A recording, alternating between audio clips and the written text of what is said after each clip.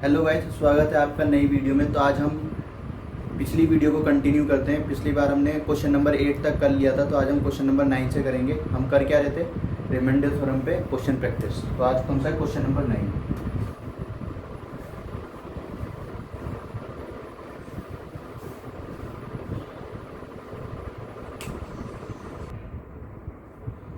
तो गाइस, ये हमारा सवाल है। देखो, the reminder on dividing given integer a and b by 8 and 5 by 8 are 5 and 7 respectively, what is the reminder when a into B, यानी कि a cross b is divided by 8। मतलब मैं हिंदी में बता देता हूँ। क्वेश्चन कह रहा है जब हम a को 5 से डिवाइड करते हैं उस समय मेरा रिमाइंडर क्या आता है?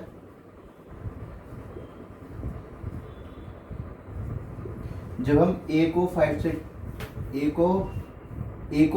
से डिवाइड करते हैं, 8 है ना, 8 बाय 8, a को जब हम 8 से डिवाइड करेंगे तो हमारे पास रिमाइंडर क्या आ रहा है? 5। और क्वेश्चन में बोला है जब हम b को 8 से डिवाइड करेंगे तो हमारे पास रिमाइंडर क्या आएगा? 7। यानी कि a को डिवाइड करने पे और b को जब हमने 8 से डिवाइड किया, a को 8 से डिवाइड किया, तो रिमाइंडर 5 और 7 आ रहा है रिस्पेक्टिवली। यहाँ तक क्वेश्चन हो गया। अब बोला है जब हम a इंटू बी को, यानी कि a इंटू बी, यानी कि बोला है a इंटू बी को जब हम 8 से डिवाइड करेंगे, when a into B is divided by 8, तो रिमाइंडर क्या होगा? तो रिमाइंडर हमें बताना है, रिमाइंडर क्या होगा। तो और 4 ऑप्शन दे रखे हैं, उसमें से कोई एक आंसर होगा। तो देखो यहाँ पे हो क्या रहा है। सबसे पहले यहाँ पे देखना है, ये हमें रिमाइंडर गिवन है और इन दोनों में किससे डिवाइड हो रहा है? 8 से डिवाइड हो रहा है। और जो हमें जिसका रिमाइंडर पूछा है उसमें भी डिवाइजर क्या है? 8 है। भाजक क्या है? 8 है। यानी कि दोनों का भाजक क्या है? सेम है, यानी कि सेम डिवाइजर है।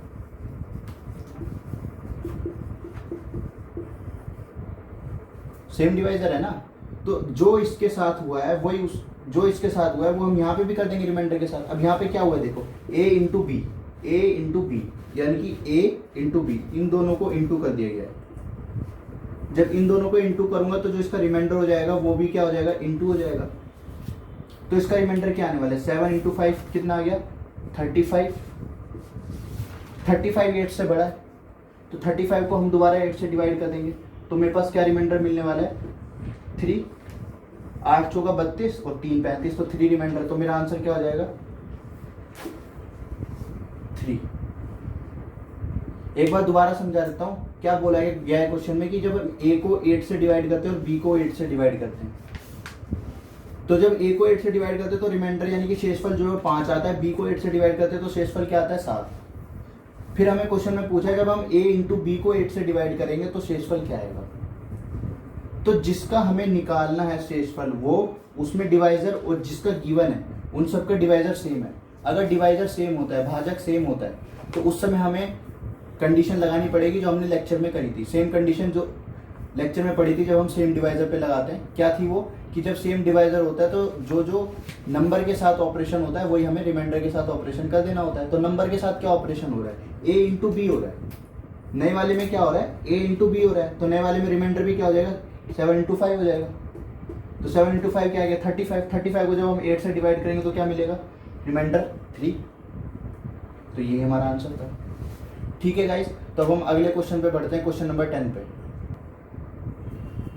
फ्रेंड्स, तो ये अब हमारा अगला क्वेश्चन है। अगला क्वेश्चन क्या कह रहा है? Question number 9, if a number is divided by 1 to 9 leaves reminder 27। यानी कि जब हम किसी भी नंबर को 129 से डिवाइड कर रहे हैं तो हमारे पास क्या रिमाइंडर बच रहा है? 27।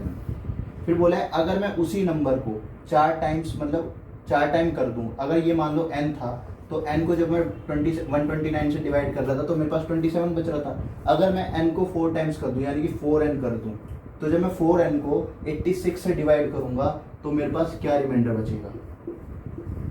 क्या शेषफल बचेगा? यानी कि अगर मैं किसी संख्या को 129 से भाग कर रहा हूं तो मेरे पास जो शेषफल आ रहा है वो 27 आ रहा है। अगर मैं उसी संख्या को 4 गुना कर दूं और उसके बाद उसको 86 से भाग करूं तो जो मेरे पास शेषफल आएगा वो क्या होगा? तो ये ऑप्शन है। क्या इसमें ट्रिक लग सकती है? ट्रिक लगा के देखें, चलो देखते हैं क्या बोला है कि अगर मैं n को, यहाँ से सॉल्यूशन है, n को 129 से डिवाइड कर रहा हूँ तो मेरे पास क्या रिमाइंडर आ रहा है, क्या शेषफल आ रहा है, 27 आ रहा है।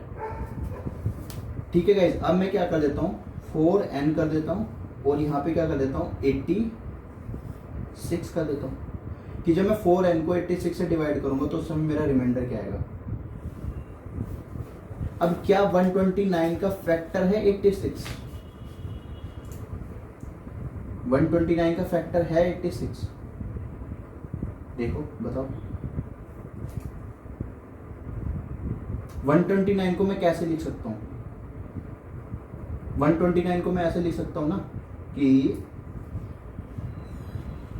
43 इंटू में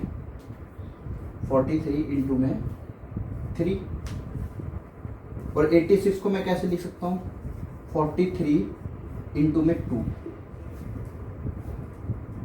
ठीक है गाइस, तो यहाँ पे आ तो रहा है 43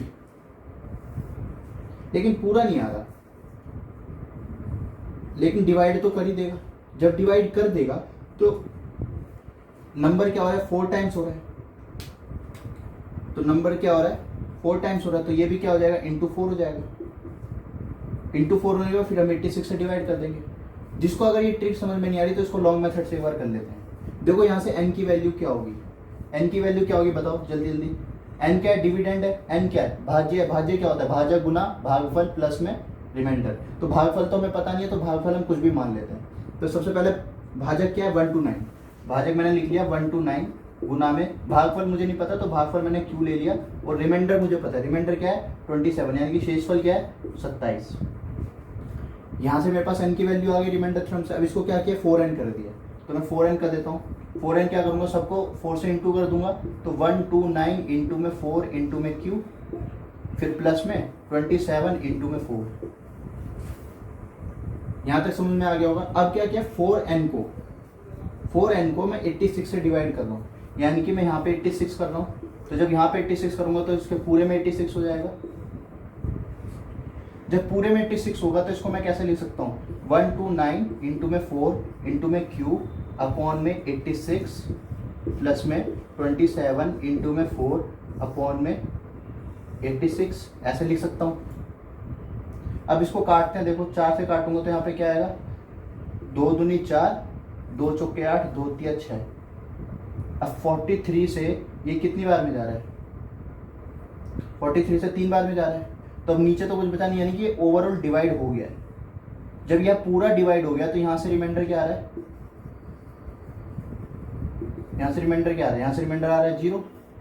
अब बीच में क्या है प्लस 0 प्लस, तो यहाँ से क्या रिमाइंडर आएगा, यहाँ से जो रिमाइंडर आएगा वही हमारा आंसर हो जाएगा।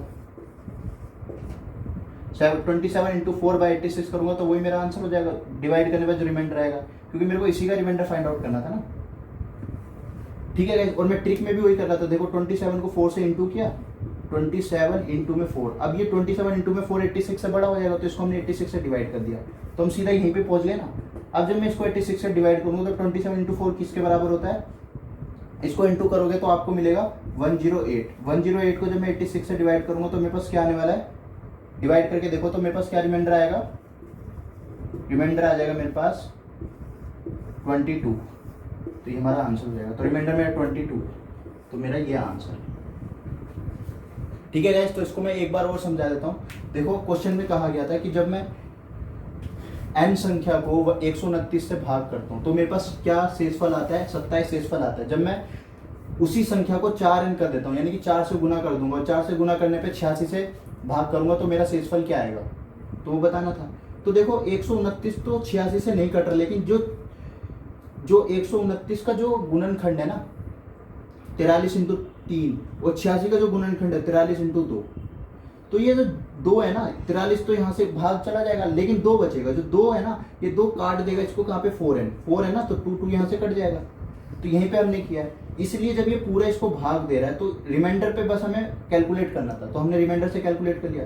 जिसको ये समझ में नहीं आ रहा है, जिसको ये कंफ्यूजन हो रही है, तो वो यहाँ पे देख लो। मैंने यहाँ से रिमाइंडर थ्योरम से n को कैसे लिखा 129 गुना q। 129 क्या है, n क्या है भाज्य है, 129 क्या है भाजक, q क्या है भागफल, तो भाज्य बराबर भाज्य गुना भागफल प्लस शेषफल, तो ये लिख दिया।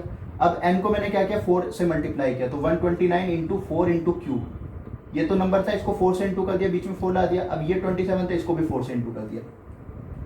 यहाँ तक समझ में आ गया। उसके बाद क्या किया 4n को 86 से डिवाइड किया, 4n को 86 से डिवाइड किया तो रिमाइंडर बताना था। जब 4n को मैंने 86 से डिवाइड किया तो पूरे को 86 से डिवाइड कर दिया। तो यहाँ पे क्या किया, इसको इस वाली टर्म को यहाँ पे लिख दिया और इस वाली टर्म को यहाँ पे लिख दिया और बीच में प्लस है।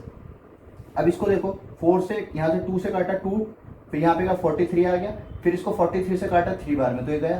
तो यहाँ से रिमाइंडर मेरा क्या आ रहा है 0, क्योंकि पूरा डिवाइड हो गया, पूरा भाग चला गया, तो यहाँ से रिमाइंडर क्या आ रहा है 0। अब प्लस ये प्लस आ गया, तो यहाँ से रिमाइंडर कितना आएगा, जो रिमाइंडर यहाँ से आएगा वही हमारा आंसर आ जाएगा।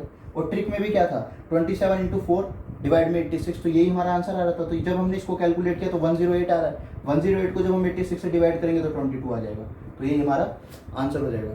तो गाइस जिसको समझ में नहीं आया वो डाउट नीचे कमेंट में लिखो क्या तुम्हें डाउट है, उस डाउट को सॉल्व करेंगे। और जिस किसी को क्वेश्चंस की प्रैक्टिस करनी है तो मैं डिस्क्रिप्शन में टेलीग्राम चैनल का लिंक डाल दूंगा, वहां से आप पीडीएफ ले लेना और क्वेश्चन को प्रैक्टिस करो। जितना ज़्यादा क्वेश्चन को प्रैक्टिस करोगे उतना ज़्यादा आपका क्वेश्चन के लिए अंडरस्टैंडिंग इंक्रीज होगी और आप पेपर आपको बिल्कुल नया नहीं लगेगा, आप आसानी से सॉल्व कर पाओगे अच्छे से अच्छे क्वेश्चन। और रिविजन करने की भी जरूरत नहीं है, जब ज़्यादा क्वेश्चन करोगे तो आपको चीज़ें अपने आप दिमाग में सेट हो जाएंगी। ठीक है गाइस, तो ज़्यादा से ज़्यादा क्वेश्चन करो। तो अब हम अगले क्वेश्चन की तरफ पढ़ते हैं।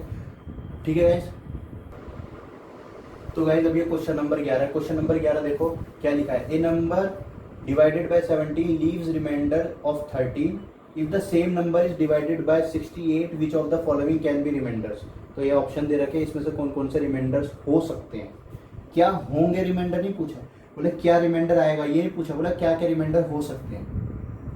ठीक है गाइस, और क्वेश्चन में बोला क्या है, क्वेश्चन में बोला है कि अगर मैं किसी नंबर को, कोई भी नंबर है, मान लो n नंबर है, n को मैं किससे डिवाइड कर रहा हूँ 17 से डिवाइड कर रहा हूँ, तो मेरे पास क्या रिमाइंडर आ रहा है 13 रिमाइंडर आ रहा है, 13 शेषफल आ रहा है।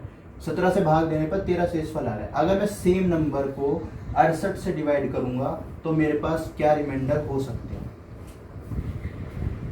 ठीक है गाइस, हमें ये बताना है। अब कई मेरे दोस्त लोग कहेंगे कि हिंदी में तो सवाल लिखा ही नहीं है, तो गाइज मैं टेलीग्राम चैनल की डिस्क्रिप्शन में लिंक डाल दूंगा, वहां पे आप यही क्वेश्चंस की पीडीएफ आपको मिलेगी, उसमें हिंदी में भी लिखा होगा, सेम सवाल हिंदी में भी होगा। तो जिसको कोई दिक्कत है हिंदी वाली तो वो वहां से कर ले, लेकिन मैं समझा तो रहा हूँ ना हिंदी में। इसमें दिक्कत क्या है, जैसे एक नंबर है उसको 17 से भाग देने पर शेषफल 13 आ रहा है, अगर सेम नंबर को मैं 68 से भाग दूंगा तो शेषफल क्या हो सकते हैं, ऑप्शन है। तो हिंदी में तो मैं एक्सप्लेन कर रहा हूँ, अगर किसी को हिंदी में लिखा हुआ चाहिए तो हिंदी में लिखा हुआ उसको मेरे टेलीग्राम चैनल पे इन क्वेश्चंस की पीडीएफ मिल जाएगी, उसमें से देख सकता है। तो अब इसको सॉल्व करते हैं। तो सॉल्व करने के लिए सबसे पहले क्या बोला गया, बोला जब हम किसी भी नंबर को यानी कि n को जब मैं किससे डिवाइड कर रहा हूँ 17 से, तो मेरे पास क्या रिमाइंडर आ रहा है, क्या शेषफल आ रहा है मेरे पास 13 शेषफल आ रहा है। तो इसको मैं कैसे लिख सकता हूँ, देखो रिमाइंडर थ्योरम से मैं क्या लिख सकता हूँ, n क्या है, n को मैं भाग दे रहा हूँ ना, n क्या डिविडेंड है, भाज्य है, तो n को मैं कैसे लिख सकता हूँ, n बराबर 17 किससे भाग दे रहा हूँ 17 से भाग दे रहा हूँ, तो 70 क्या हो गया भाजक, और q मुझे पता नहीं है, भागफल नहीं पता, तो 17q ले लिया, 17q प्लस में शेषफल कितना है 13। अब बोला जब इसी नंबर को यानी कि सेम नंबर को n को जब मैं 68 से डिवाइड कर दूंगा तो मेरे पास रिमाइंडर्स क्या क्या हो सकते हैं। तो मैं इसको किससे डिवाइड कर रहा हूँ 68 से डिवाइड कर देता हूँ, n को मैं 68 से डिवाइड करूंगा, जब मैं इसको 68 से डिवाइड करूंगा तो इधर भी 68 से डिवाइड करूंगा। तो यहाँ पे मैं क्या क्या लिख सकता हूँ, ऐसे लिख सकता हूँ ना 17 इंटू में q अपॉन में 68 प्लस में 13/68 ऐसे लिख सकता हूँ। तो ऐसे लिख दिया मैंने। अब ये क्या क्या रिमाइंडर आएगा, क्या क्या शेषफल आएगा, ये हमारा किस पे डिपेंड कर रहा है, q पे भी डिपेंड करेगा। अब q की वैल्यू कुछ भी हो सकती है, 0 1 2 3 4, नेगेटिव नहीं होगी, पॉजिटिव होगी, क्योंकि जब भी हम भाग देते तो जो हमारा भागफल आता है वो पॉजिटिव में आता है, प्लस में आता है।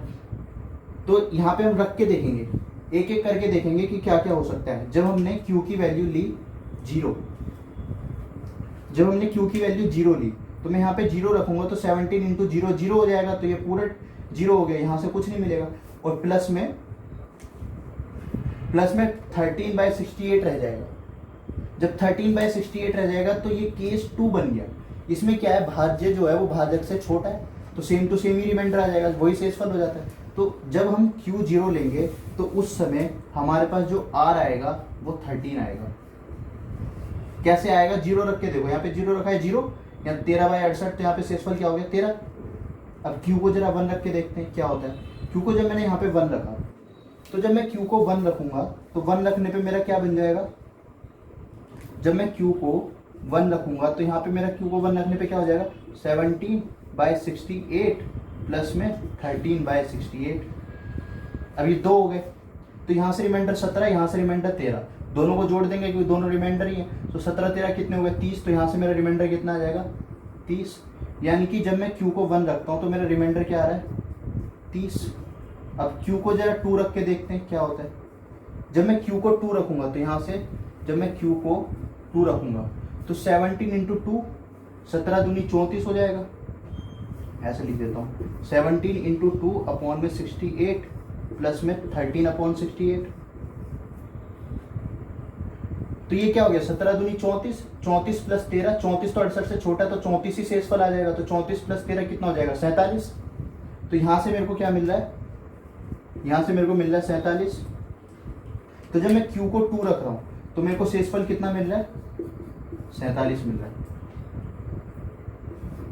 अब मैं जब Q को 3 रखूंगा तो मेरे को शेषफल क्या मिलेगा, Q को 3 रख के देखते हैं। तो यहाँ पे मैं Q को 3 रखता हूँ, Q को मैंने रख दिया 3, तो 17 × में 3 अपॉन में 68 प्लस में 13/68। तो 17 क्या हो जाएगा, 51, 51/68, 51/68, 51/68 से छोटा है तो जो हमारा डिविडेंड है वही हमारा रिमाइंडर बन जाएगा, क्योंकि जो हमारा डिविडेंड है वो डिवाइजर से छोटा है। तो 51 प्लस 13, यहाँ से रिमाइंडर 51 आएगा, यहाँ से 13 आएगा, तो 51 प्लस 13 क्या हो जाएगा, 64। तो यहाँ से मेरे को क्या मिल रहा है, 64। तो रिमाइंडर यहाँ कितना आएगा, 64 आ गया। अब मैं Q को जरा 4 रख के देखता हूँ। Q को जब मैं यहाँ पे 4 रखूंगा तो 17 × 4 अपॉन में 68 प्लस में 13/68। तो 7 × 4 क्या हो जाएगा, 68 हो जाएगा। ये पूरा कट जाएगा तो यहाँ से रिमाइंडर क्या आएगा, 0 प्लस में यहाँ से रिमाइंडर कितना आएगा, 13। यानी कि अब फिर से रिमाइंडर क्या आ गया, 13। अब मैं अगर Q को 5 रखूंगा तो रिमाइंडर क्या आएगा, 30 आएगा। फिर Q को मैं 6 रखूंगा तो 47 आएगा, फिर Q को 7 रखूंगा तो 64 आएगा। अब यही रिपीट होता रहेगा, ठीक है गाइस। तो यहाँ से R की वैल्यू क्या आ जाएगी मेरी, फिर से 13 आ रही है। तो यहाँ से चीजें रिपीट होना स्टार्ट हो गई है, वापस दोबारा यही आना स्टार्ट हो गई है। तो हमारे पास ये 4 रिमाइंडर पॉसिबल है, 4 शेषफल आ सकते हैं, 4। अब 4 शेषफल आएगा। हमसे क्वेश्चन में पूछा था कि क्या क्या शेषफल हो सकते हैं, तो 13 हो सकता है, 30 हो सकता है, 64 हो सकता है, 47 हो सकता है। तो हमारा आंसर क्या आ जाएगा, ऑल। क्वेश्चन में ये नहीं पूछा कि क्या रिमाइंडर होगा। अगर वो ये पूछता क्या रिमाइंडर होगा तो उस समय वो हमें Q की वैल्यू बताता कि Q की कौन सी वैल्यू है, क्योंकि बिना Q की वैल्यू बताए हम ये बता ही नहीं सकते कि कौन सा रिमाइंडर आएगा। 4 रिमाइंडर आ सकते हैं, 4 में से कौन सा आएगा वो तो Q पे डिपेंड कर रहा है, Q के ऊपर निर्धारित है। जैसा Q का वैल्यू होगी वैसे हमारे पास शेषफल आएगा, ठीक है गाइस। तो अब हम अगले क्वेश्चन पे बढ़ते हैं। तो जो चैनल पे नए हो चैनल को सब्सक्राइब कर लो और वीडियो को लाइक करो और शेयर करो। और जो लोग इसकी PDF चाहते हैं, टेलीग्राम चैनल का मैं डिस्क्रिप्शन में लिंक दे दूंगा, उस पर जुड़ जाओ टेलीग्राम चैनल पे। और उस PDF में आपको जो क्वेश्चन है जो इंग्लिश में मैंने लिखा हुआ है वहाँ पे मैं आपको हिंदी में भी लिखा हुआ दे दूंगा और हर क्वेश्चन के ऑप्शन भी दे दूंगा, ठीक है गाइस, ताकि आपको ऐसा फील आए कि बिल्कुल कॉम्पिटिशन में हम बैठ के तैयारी कर रहे हैं। तो आप ये जो मैंने कंसेप्ट पढ़ाया है, आप इस कंसेप्ट से ज़्यादातर सवाल आपके सॉल्व हो जाएंगे, सारे के सारे सवाल सॉल्व हो जाएंगे। आप प्रीवियस ईयर लगा के देख लेना, मैं आपको प्रीवियस ईयर की PDF भी अपने टेलीग्राम चैनल पे प्रोवाइड करवा दूंगा, ठीक है गाइज। तो हम अगले क्वेश्चन पे चलते हैं, क्वेश्चन नंबर 12। तो गाइज ये अब हमारा अगला सवाल है, क्वेश्चन नंबर 12। क्वेश्चन नंबर 12 क्या लिखा है, when a positive number is divided by D, positive number is divided by D, when a positive number is divided by D. Positive number नहीं दिया, मान लेते हैं n।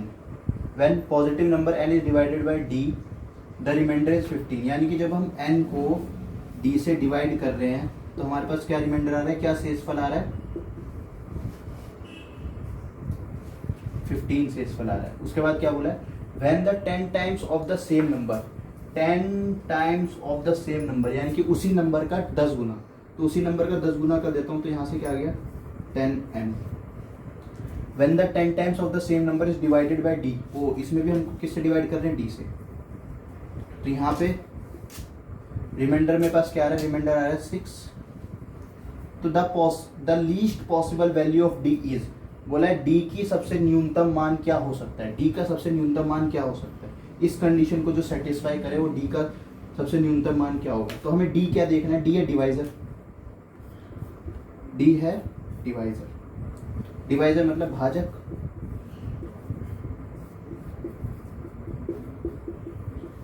अब मुझे एक चीज पता है, जब d से मैं डिवाइड कर रहा हूं तो मेरे पास रिमाइंडर क्या आ रहा है 15, यानी कि जो मेरा d होगा वो 15 से बड़ा होगा।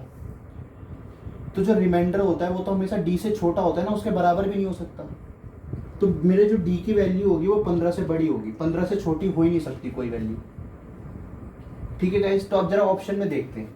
ऑप्शन में क्या है, 9 तो नहीं हो सकता, 12 भी नहीं हो सकता क्योंकि वो 15 से छोटा है। 18 और 16 में से कोई एक वैल्यू होगी, वो हम देखेंगे अभी क्या हो सकती है। हमें नहीं पता क्या आंसर है, लेकिन वो 2 ऑप्शन तो हमने पहले ही काट दिए। तो आपको इस तरीके से क्वेश्चन को प्रैक्टिस करना है। ठीक है गाइस, तो अब क्या है, यहाँ पे d से डिवाइड कर रहा हूँ तो 6 रिमाइंडर आ रहा है, यानी कि जो d की वैल्यू होगी वो 6 से बड़ी होगी, तो कंडीशन सेटिस्फाई कर रही है। ठीक है गाइस, तो अब हम देखते हैं कि हम इसको कैसे कर सकते हैं। तो मैंने जब बताया था, जब सेम डिवाइजर होता है तो जो रिमाइंडर होता है उसमें हम वही ऑपरेशन लगा देते हैं जो नंबर के साथ हुआ है। तो नंबर यहाँ पे क्या हुआ है, इंटू 10 हुआ है, नंबर यहाँ पे इंटू 10 हुआ है, तो ये भी क्या हो जाएगा, इंटू 10 हो जाएगा। तो 15 इंटू 10 किया तो मेरे पास क्या मिलने वाला, 150 मिल गया। लेकिन मेरा 150 रिमाइंडर नहीं है, मेरा रिमाइंडर क्या है, 6 रिमाइंडर है, यानी कि 150 में से केवल 6 बच रहा है, बाकी सारा भाग हो रहा है। 150 में से 6 बच रहा है, यानी कि मैं कैसे लिख सकता हूँ 150 को, 150 को क्या मैं ऐसे लिख सकता हूँ, 144 प्लस में 6, ये किससे भाग हो रहा है, d से भाग हो रहा है। तो ये पूरा भाग हो रहा है, यहाँ से इस वाले पार्ट से जो रिमाइंडर है वो 0 आ रहा है और इस वाले पार्ट से 6 आ रहा है। अब 144 किस से भाग होता है, अब हमें ये देखना है 144 जो है वो किस से भाग होता है। 144 किस से भाग होता है जरा बताओ, 16 से भाग होता है, 12 से भाग होता है, और किससे भाग होता है, 18 से भाग होता है, और किससे भाग होता है, 9 से भी भाग होता है। 9, 12, 16, 18, 144 सबसे भाग होता है, यानी कि d की वैल्यू अगर मैं इन सारे नंबर यहाँ पे रखूंगा तो सारे सेटिस्फाई करेंगे। लेकिन मेरे को रिमाइंडर 15 आ रहा है, उसी नंबर से डिवाइड करने के बाद रिमाइंडर 6 आ रहा है, तो यानी कि मेरे को 15 से बड़ी होनी चाहिए वैल्यू, और 6 से भी बड़ी होनी चाहिए। तो 15 से वैल्यू जो बड़ी होगी वो ऑब्वियसली ये 6 से बड़ी हो जाएगी। तो मेरा 9 12 तो ऐसे ही कट गया था, क्या क्या बचा, 16 और 18 बचा। 16 और 18 में से जब दोनों ऑप्शन सेटिस्फाई हो सकते हैं तो इसमें से सबसे छोटी वैल्यू कौन सी है, 16, जो इस कंडीशन को सेटिस्फाई कर रही है, जो इस कंडीशन को प्रूफ कर रही है। तो 16, तो हमारा आंसर क्या हो जाएगा, 16, 18 नहीं आया, क्योंकि न्यूनतम क्या है 16। अगर ये पूछा होता कि कितनी वैल्यू पॉसिबल है तो 2 वैल्यू आ जाती, 16 भी आंसर होता, 18 भी आंसर होता। ठीक है गाइस, तो 2 आंसर आ जाता, लेकिन बोला न्यूनतम कौन सा, न्यूनतम कितना आ गया, 16। और अगर ये पूछ लेता कि इसका मैक्सिमम कितना है, मतलब सबसे अधिकतम वैल्यू क्या हो सकती है, तो ये 144 से एक नंबर हो रहा है जिससे जाता है, खुद से भी जाता है 144। अगर मैं d की वैल्यू 144 रख दूंगा तब भी कंडीशन सेटिस्फाई करेगी। तो मैक्सिमम वैल्यू क्या आ जाती, तो यहाँ से पता चल रहा है मेरे पास जो मिनिमम वैल्यू आ रही है जो इस कंडीशन को सेटिस्फाई कर रही है वो 16, और जो मैक्सिमम वैल्यू आ रही है जो इस कंडीशन को सेटिस्फाई कर रही है 144।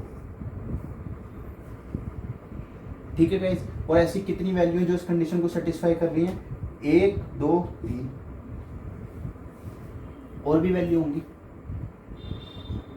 ठीक है गाइस, तो अब इसका जो हिंदी में लिखा हुआ होगा वो आपको टेलीग्राम चैनल पे पीडीएफ पे मिलेगा। आप टेलीग्राम चैनल ज्वाइन करो और उसमें पीडीएफ ले लो और क्वेश्चन को प्रैक्टिस करो जितने ज़्यादा हो सकते हैं। ठीक है गाइज, तो अब हम आगे चलते हैं अगले क्वेश्चन पे। तो गाइज अब हमारा ये अगला क्वेश्चन है, क्वेश्चन नंबर 13। क्वेश्चन नंबर 13 क्या कह रहा है, if 7 divided A positive integer n, यानी कि n को 7 ने डिवाइड किया, यानी कि n को 7 ने डिवाइड किया और n की वैल्यू जो है वो पॉजिटिव है। उसके बाद बोला जब n को 7 से डिवाइड करते हैं तो रिमाइंडर क्या आता है,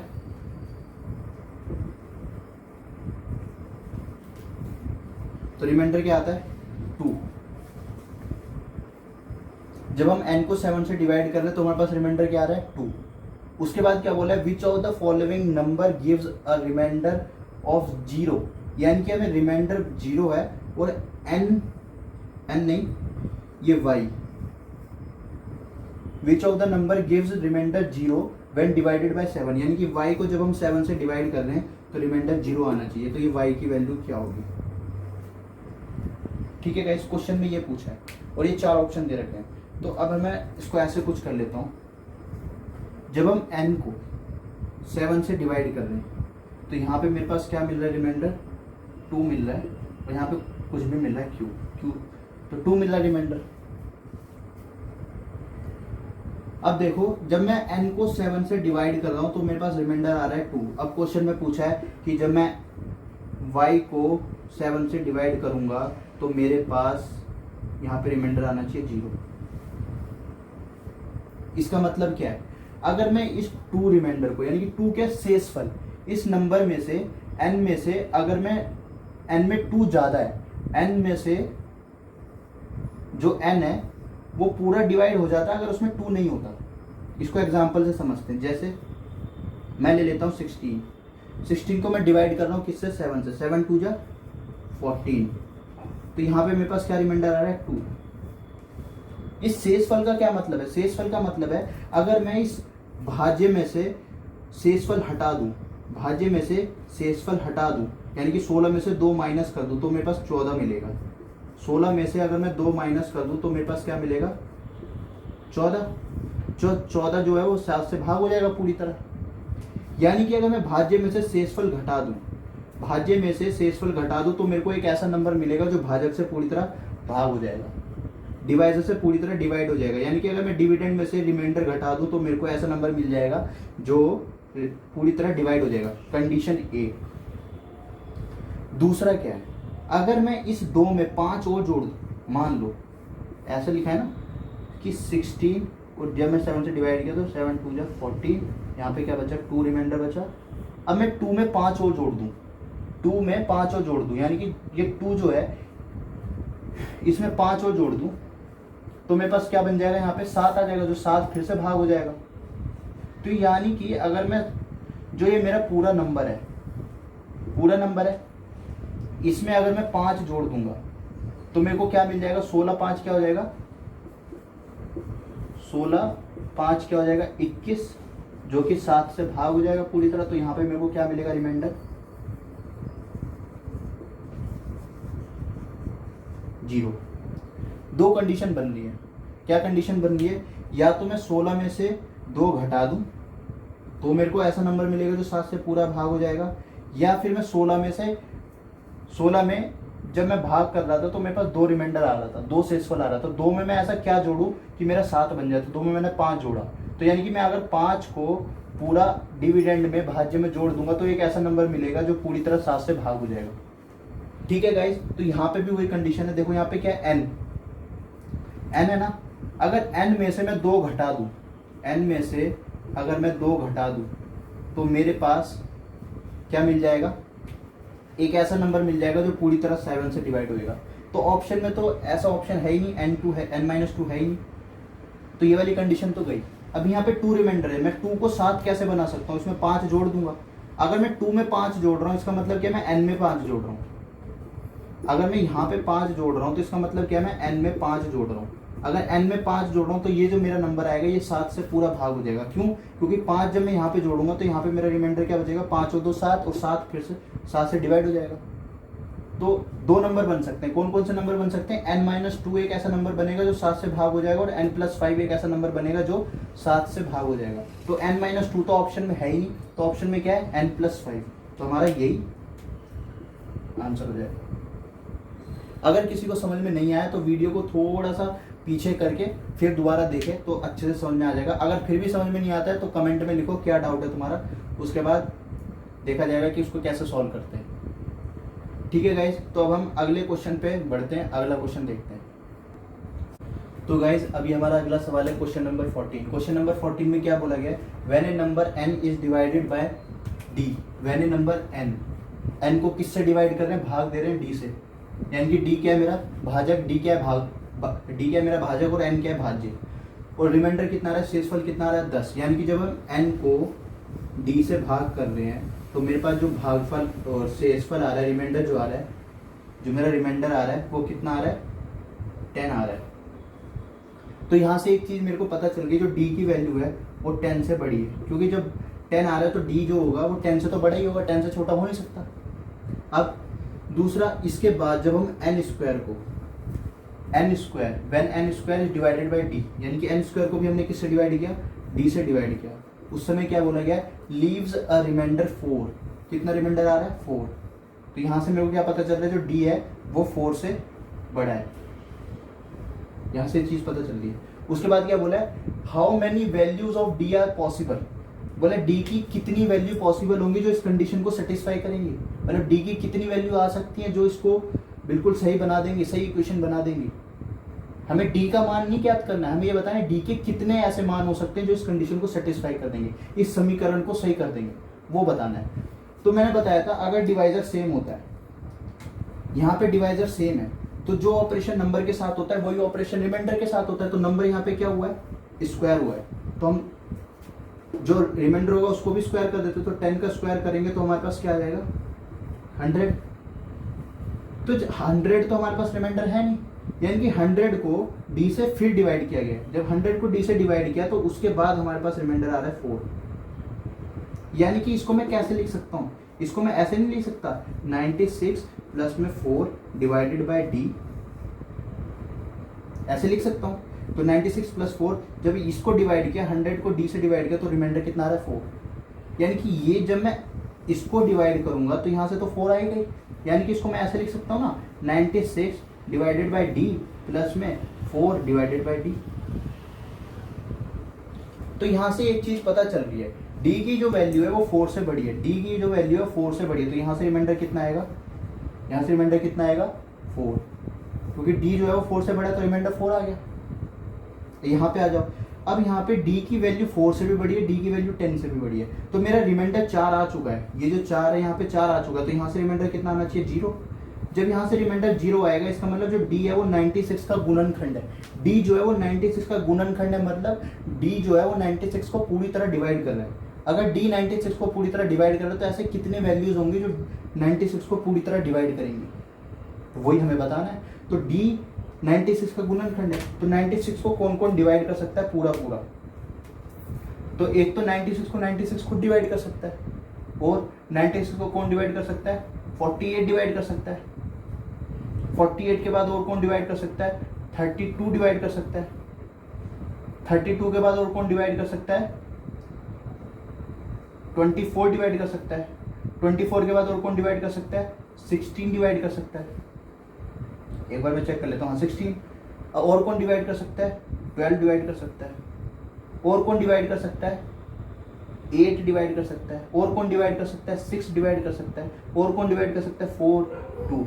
लेकिन हमें कंडीशन में क्या बोला था, कंडीशन में बोला था कि जो d है वो 10 से बड़ा है और d 4 से बड़ा है, यानी कि दोनों कंडीशन सेटिस्फाई होनी चाहिए। तो d 10 से बड़ा है, अगर d 10 से बड़ा होगा तो ऑटोमेटिकली 4 से बड़ा हो जाएगा। तो 8 नहीं हो सकता, 6 नहीं हो सकता, 4 नहीं हो सकता, 2 नहीं हो सकता। तो कितनी वैल्यू ऐसी पॉसिबल है, 96 okay, 48 okay, 32 okay, 24 okay, 16 okay, 12 okay. तो 1 2 3 4 5 6, यहाँ की हमारा जो आंसर आ जाएगा वो 6, मतलब 6 ऐसी d की वैल्यू पॉसिबल है जो इस कंडीशन को सेटिस्फाई कर रही है। अब आप यहाँ पे कोई भी वैल्यू पुट करके देख लेना तो ये आंसर आ जाएगा। अगर मैं यहाँ पे 96 रखता हूँ तो यहाँ से रिमाइंडर 0, यहाँ से शेषफल 0 और यहाँ से 4, तो ये कंडीशन सेटिस्फाई होगी। 48 रखता हूँ तो यहाँ से शेषफल 0, यहाँ से 4, ये सारे नंबर रखने पे ये कंडीशन सेटिस्फाई हो जाएगी।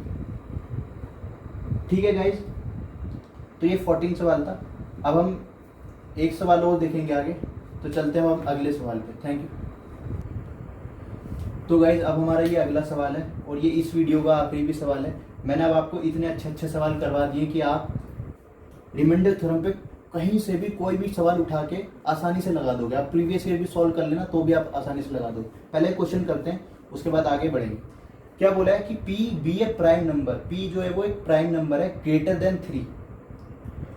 तो यहाँ पे सबसे स्मॉलेस्ट प्राइम नंबर कौन सा होता है, आपको पता ही होगा 2 होता है। तो हमें 2 को नहीं लेना, पहले ही बोल दिया एक ऐसा प्राइम नंबर है जो 3 से बड़ा है, यानी कि 3 भी नहीं हो सकता, ना तो 2 हो सकता है ना 3 हो सकता है। तो क्या हो सकता है, 5 हो सकता है, 7 हो सकता है और 11 हो सकता है, कोई भी हो सकता है, बस 2 या 3 नहीं हो सकते। Then what is the reminder when p square plus 19 is divided by 12, यानी कि p एक प्राइम नंबर है, p को p भी एक prime number greater than 3, p एक प्राइम नंबर है जो ग्रेटर देन 3 है। तो हम p स्क्वायर प्लस 19 को जब हम 12 से डिवाइड करेंगे तो हमारे पास जो रिमाइंडर होगा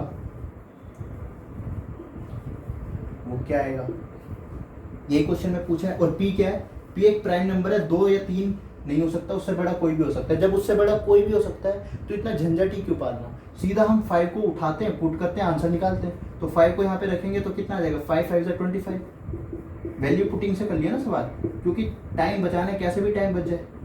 तो इसको हम सॉल्व करेंगे तो यहाँ पे क्या आ जाएगा, 25 प्लस में 19 अपॉन में 12। ठीक है गाइस, तो अब पूछा रिमाइंडर क्या होगा, रिमाइंडर देखो निकाल के देख लो, यहाँ से रिमाइंडर कितना आएगा, 25 को 12 से डिवाइड करेंगे 1 आएगा, और यहाँ से रिमाइंडर कितना आएगा, जब इसको डिवाइड करेंगे तो आ जाएगा 12 एकम 12 और 12 7। तो बीच में प्लस है तो इनको हमने प्लस कर दिया, तो 7 + 8 क्या हो जाएगा हमारा आंसर, 8, यानी कि 8 हमारा रिमाइंडर आ जाएगा। तो हमारा 8 आंसर है। हमने वैल्यू पुटिंग से कर लिया ना, हमने सारे क्वेश्चन की जो कंडीशन थी वो सब कुछ लगा ली। क्वेश्चन में बोला था ग्रेटर देन 3, ऐसा प्राइम नंबर होना चाहिए जो ग्रेटर देन 3 हो। हमने 2 भी नहीं लिया, 3 भी नहीं लिया, 5 लिया, 5 को रख के देखा तो यही आ गया। आप 7 को रख के देख लो, 7 को भी रख के वही आएगा। मैं दिखा देता हूँ आपको 7 को रख के, तो 7 को रखा क्या आएगा, 7 7 जा 49 प्लस में 19 डिवाइडेड में 12। तो इसको जब हम डिवाइड करेंगे तो कैसे मिलेगा, देखो 12 चौके 48, एक रिमाइंडर आ रहा है, यहाँ से कितना आ रहा है 1, यहाँ से कितना आएगा 7, तो 7 + 1 क्या हो गया, 8 ही आ गया, तब भी रिमाइंडर उतनी आ रहा है। तो वैल्यू पुटिंग से सवाल कर दिया। तो गाइज आज की वीडियो में इतना ही। तो मैंने आपको इस जो ये पार्ट 2 था वीट क्वेश्चंस का, रिमाइंडर थ्योरम का, इसमें मैंने बहुत अच्छे अच्छे क्वेश्चंस आपको करवाए हैं। सीजीएल मेंस तक के क्वेश्चन आप आसानी से लगा लोगे, सीडीएस के क्वेश्चन बिल्कुल आसानी से लगाओगे। जो मैंने ट्रिक आपको बताई है वो ट्रिक आपको याद रखनी है और चीज़ों को रिवाइज करते रहना है, ताकि पेपर के टाइम आप बिल्कुल भी ना भूलो। और जितने ज़्यादा क्वेश्चन प्रैक्टिस करोगे उतना ज़्यादा आपको फायदा होगा। प्रीवियस ईयर उठाओ, प्रीवियस ईयर में जितने भी सवाल दिखते हैं आपको रिमाइंडर थ्योरम के, सब लगा दो और सारे क्वेश्चन लग जाएंगे। ऐसा कुछ नहीं, मैंने सब बताया आपको। अब जिनको जो हिंदी मीडियम से बच्चे जिनको क्वेश्चन हिंदी में नहीं है, मैं आपको टेलीग्राम चैनल पे लिंक दूंगा, उसमें क्वेश्चन हिंदी में भी होगा और इंग्लिश में भी होगा, और हर क्वेश्चन के ऑप्शंस भी होंगे। तो आप ऑप्शंस पे भी कर सकते हो और कंसेप्ट से लगाना चाहते हो कंसेप्ट से भी कर सकते हो। ठीक है गाइस, इसी तरह पढ़ते रहो। और जो लोग चैनल पे नए आए हैं वो चैनल को सब्सक्राइब करो और वीडियो को लाइक करो, शेयर करो ज़्यादा से ज़्यादा। ठीक है गाइस, मिलते हैं आपसे अगली वीडियो में। Thank you.